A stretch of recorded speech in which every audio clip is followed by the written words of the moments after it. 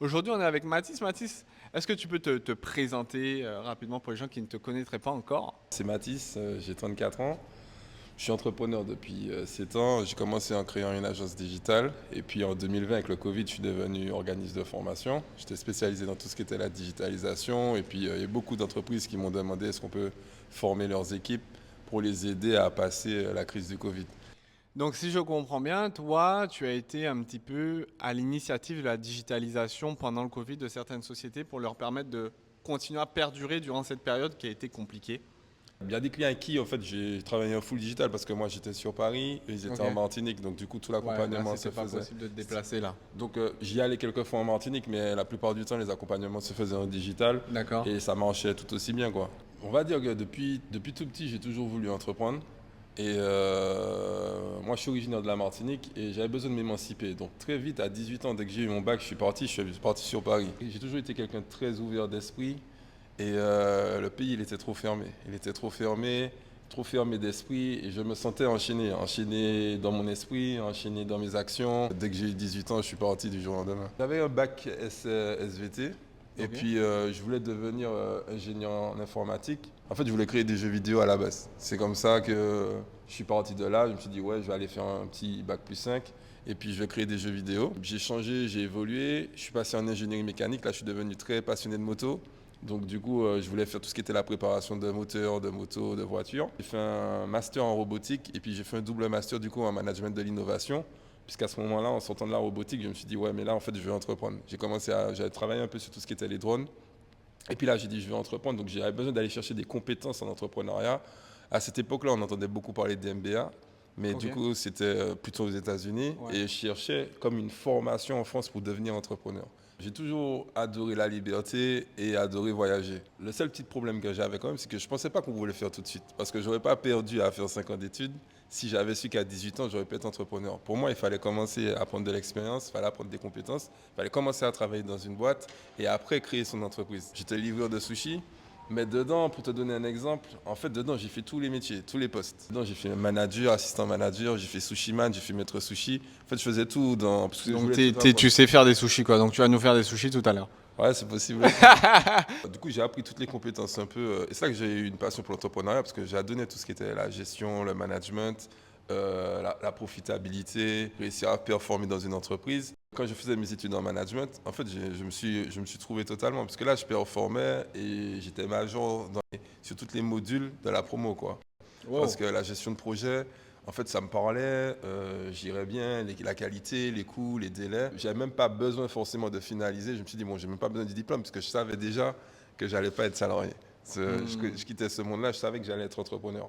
Et j'avais déjà créé la boîte. Et j'avais déjà mes premiers clients. Ma première entreprise chez qui j'ai fait mon stage, du coup de 6 mois, ça a été mon premier client. En fait, ils sont venus me chercher, c'était un organisme de formation, et ils avaient des nouveaux marchés publics et ils avaient besoin de se digitaliser.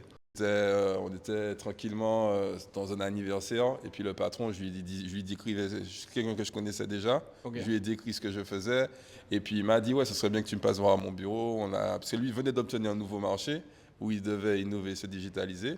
Ils n'étaient pas experts dans ça parce qu'ils faisaient que de la formation en présentiel et ils voulaient passer un cap.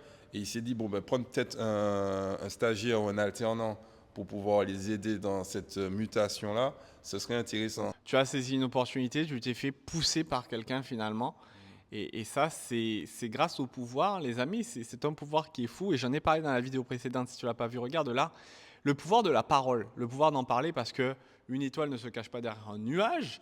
Toi, tu en as parlé avec cette personne. À la base, tu en as parlé un peu innocemment, je suppose. Tu n'en as même pas parlé dans l'idée, ah, il bosse là, bon, ben, je vais voir, est-ce que je peux gratter quelque chose. Tu en as parlé innocemment et lui, il s'est dit, ok, boum, ça peut être un profil qui peut correspondre à ce dont on a besoin finalement. Je n'étais pas en train de compter mes efforts, puisque derrière ça, en fin de compte, moi, ce que je trouve intéressant, c'est que c'est pour nous qu'on travaille avant tout, hein. C'est-à-dire que notre vie, si tu te dis, bon, le patron, il me paye que de 100 ou que si, donc je vais donner à moitié, en fait, le résultat que tu as, c'est à moitié, mais ça rejaillit sur toi. Si tu comprends pas que c'est pour toi que tu fais les choses, c'est pas forcément pour les autres, même ça dépend pas forcément de combien on va te payer, et bon, au final, c'est comme si tu te sabotes un petit peu. Tu vois, c'est comme si demain tu joues au poker et puis tu as peut-être 1000 euros à parier, que tu paries que 500, ben, tu vas gagner le prorata des 500 que tu as parié. Dans la vie, c'est la même chose. Si tu t'investis beaucoup, tu vas gagner beaucoup. Mais si tu investis à moitié, tu vas gagner à moitié. Hein. J'avais été en stage aussi en troisième année d'école et je faisais tellement de prises de rendez-vous, je faisais tellement de signatures de contrats. Le patron, au bout d'une semaine, il est venu me voir et m'a dit, moi je te veux en CDI. Moi je savais que j'avais des compétences à aller chercher et je me suis dit qu'il faut que je me prouve à moi-même que je suis capable d'aller chercher de l'argent. Je savais qu'en me donnant, j'allais pouvoir développer des compétences et développer des références. Je dis souvent à des élèves que j'ai et tout, je dis ce que vous le faites d'abord pour vous. C'est votre portfolio. Si tu as fait des sites internet, tu peux dire ouais, bah, ce site-là, c'est moi qui l'ai fait. Si tu as mis tel ou tel système en place et que ça a eu du résultat, tu peux dire que c'est toi qui l'as mis en place. Ça a demandé beaucoup d'efforts et beaucoup de travail. C'est que c'est pas si simple que ça. Et l'histoire de se dire que tu as travaillé en 9-17, faut oublier cette idée-là. Que ce soit les systèmes de paiement, de facturation, de gestion, gestion administrative, les comptables, la rémunération, les RH, tout ça, c'est toi qui dois le faire. Et c'est intéressant. Qu'est-ce que toi aujourd'hui tu trouves dans le nouveau business model d'intéressant? Donc maintenant tu vois qu'il y a le digital nomade, tu vois qu'il y a cette nouvelle tendance de soloprenariat, d'infoprenariat également beaucoup. En fait, aujourd'hui, je suis dans une démarche assez spirituelle. On va dire, c'est beaucoup un peu l'alignement de soi. En fait, c'est comprendre aussi qu'un business, souvent, tu ne vas pas le faire pour une courte durée. C'est-à-dire que moi, j'ai ma première société que j'ai créée. Je sais qu'elle est là, ça fait 7 ans, elle a déjà 7 ans, bientôt 8. Et que, en fait, dans 30 ans, elle sera encore là. Donc, en fait, il faut bien réfléchir. Qu'est-ce que tu vas monter pour que ça perdure en fait, dans le temps? Moi, je suis quelqu'un, en fait, je suis passionné et j'aime ça. Donc, en fait, il faut que je crée un business qui sera là plus tard encore. Et ça, en fin de compte, il faut intégrer cette notion-là dans ta façon d'entreprendre et de te dire, est-ce que j'aurais vraiment envie de faire ça tous les jours? Parce que tu ne vas pas lancer les mêmes produits, les mêmes services, les mêmes offres en fonction de, oui, je fais ça juste pour gagner de l'argent, je vais gagner 100 000, 200 000, 1 million, et puis après, voilà, c'est bon. Ou bien je crée cette boîte-là pour ça. Parce que la réalité, c'est qu'il y a beaucoup de tâches et de missions que tu le fais quand tu démarres au démarrage. Tu vas le faire les 2, 3, 5 premières années potentiellement, mais ça va vite se saouler. Et ça, c'est un défaut de l'entrepreneuriat. Parce que on ne t'apprend pas ça dans l'entrepreneuriat, à te dire et à voir que, en fait, est-ce que tu as vraiment envie de faire ça toute ta vie? Et quel conseil tu donnerais aux gens qui aimeraient entreprendre, se lancer par quelque moyen que ce soit, mais qui ont peur, qui sont attachés à un lieu géographique, qui sont emprisonnés par l'argent, par le paycheck to paycheck, tu connais? Je pense que tout le monde est comme une page blanche et qu'en fait, c'est un livre qu'on écrit au fil des ans. Et l'entrepreneuriat, c'est une très belle aventure qui permet de s'enrichir hein, et de se développer, puisqu'on n'est pas ce qu'on est, hein, on est ce qu'on devient, et qu'on a tous le pouvoir de se développer et d'avancer dans la vie. Et le conseil que je donnerais, c'est que, ben, pour faire le lien avec ce que je disais tout à l'heure là, c'est d'être aligné avec soi. C'est que je pense que tout un chacun, il a un talent, et qu'une fois qu'il a compris c'est quoi son talent, qu'il a appris à se connaître, et qu'il le développe au maximum, il peut gagner autant qu'il veut. C'est-à-dire que tu peux gagner beaucoup d'argent à faire ce que tu aimes. Moi, je sais que mon talent, par exemple, c'est de partager, d'enseigner, d'évoluer, d'aider à évoluer. Moi, j'adore apprendre des choses et le retranscrire et le redonner à d'autres personnes. Donc, le conseil que je peux donner, c'est de réussir à trouver quelle est justement cette activité-là qu'on aime faire et qu'on sait que dans 30 ans, on aura encore envie de le faire et que ça nous inspire au plus profond. Et de faire des choix qui, en fin de compte, continue à aller dans la lignée de ce qu'on appelle ton système de valeurs. C'est-à-dire que si tu aimes voyager, fais des choix qui te permettent de voyager. Et que des fois, tu vas préférer gagner moins et faire des activités en fait, qui te nourrissent et qui t'enrichissent plus, comme rencontrer des gens ou avoir des activités et découvrir de nouveaux pays, que, en fin de compte, gagner beaucoup d'argent et puis au final, tu es malheureux là où tu es. Et moi, je crois à un monde où chaque entrepreneur a un business qui est autonome et profitable au service de sa vie. Et c'est pour ça que j'accompagne aussi mes clients.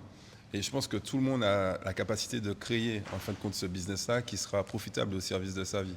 Donc maintenant, c'est juste une question d'apprendre à connaître qu'est-ce qu'on aime faire, comme on a envie de le faire, et puis du coup, juste de le faire, quoi. Est-ce qu'il y a quelque chose au quotidien que tu mets en place qui fait qu'aujourd'hui, tu as ce mindset de lion, quoi? On ne peut pas améliorer ce qu'on ne peut pas mesurer. Donc du coup, il faut pouvoir mesurer ses actions, mesurer ses résultats, c'est important, mais aussi mesurer ses actions pour voir si on va dans la bonne direction. Et ça, c'est une routine de tout le temps se dire, tu vois, là, on est en fin d'année, de me dire, bon, ben, comment l'année s'est passée, qu'est-ce que j'ai fait, est-ce que ça va dans la lignée de ce que je voulais, et qu'est-ce que je prévois pour l'année prochaine, pour après pouvoir optimiser et puis voir. Donc ça, pour moi, c'est des choses qui sont clés. Et il y a aussi une phrase que je retiens, je crois que c'est japonais, c'est ce qu'on appelle le shuari. C'est d'abord, c'est un concept où on te dit d'abord, tu vas comprendre les règles, après, tu vas maîtriser les règles, et après, tu vas pouvoir casser les codes et casser les règles. Donc du coup, en fait, ça, c'est un peu dans cet angle-là où l'important, c'est de comprendre ce que tu veux faire, de le maîtriser, de l'adapter à toi, d'être aligné avec ce que tu as envie de faire pour après, en fait, vraiment pouvoir se caler, maîtriser et puis profiter de la vie, quoi. Un des points je pense, qui est important, c'est que la vie, en fait, c'est fait pour vivre et pour profiter, hein. Il y a toujours une question de est-ce qu'on vit pour travailler, est-ce qu'on travaille pour vivre? Ouais. C'est ça la vraie question et je pense que la vie, on est là pour profiter maintenant. Moi, je suis quelqu'un, je casse beaucoup les règles dans le sens que personne n'a dit qu'on devait travailler 5 jours et puis profiter que 2. Pourquoi on ne travaillerait pas que 2 jours et on ne profitait pas 5? Ça, en fait, c'est juste une question de réflexion et de se dire mais qu'est-ce que j'ai envie de faire et comment je vais travailler. Si j'ai envie de travailler un jour, comment est-ce que je peux travailler un jour et du coup profiter les 6 autres jours? C'est quoi l'importance pour toi qu'a la place du vendeur, qui est Mathis aussi, hein, parce que tu as cette casquette, dans le business? C'est un business à partir du moment que tu as une offre et que tu la vends. Donc, si tu ne sais pas vendre ton business, si tu ne sais pas vendre tes produits, si tu ne sais pas vendre tes services, en fait, tu n'as pas de business en gros.